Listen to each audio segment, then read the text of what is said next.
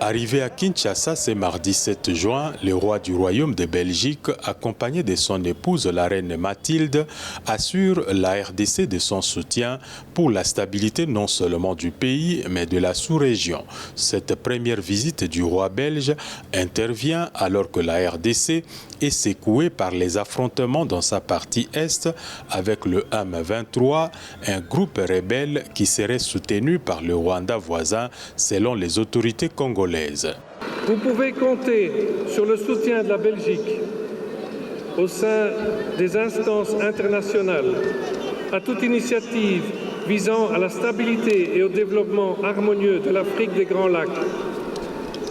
La reprise progressive de notre coopération militaire s'inscrit dans la même logique.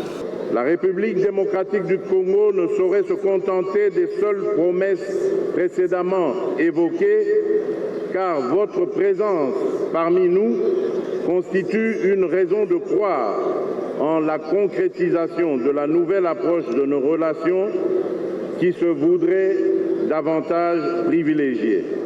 Les relations entre la Belgique et son ancienne colonie, la RDC, ont traversé des zones de turbulence, notamment avec le processus d'accession à l'indépendance. La visite du couple royal qui précède la restitution à la RDC des reliques de Patrice Lumumba annonce une ère nouvelle.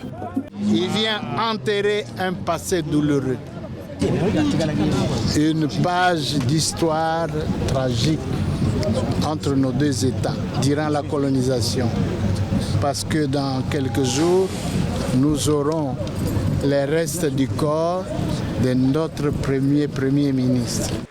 Notons que, durant son séjour, le couple royal belge visitera deux autres provinces, à savoir le Sud Kivu et le Haut-Katanga. En marge de cette visite, le roi Philippe a décoré le mardi 8 juin le caporal Kunyuku, le seul survivant des anciens combattants de la Deuxième Guerre mondiale.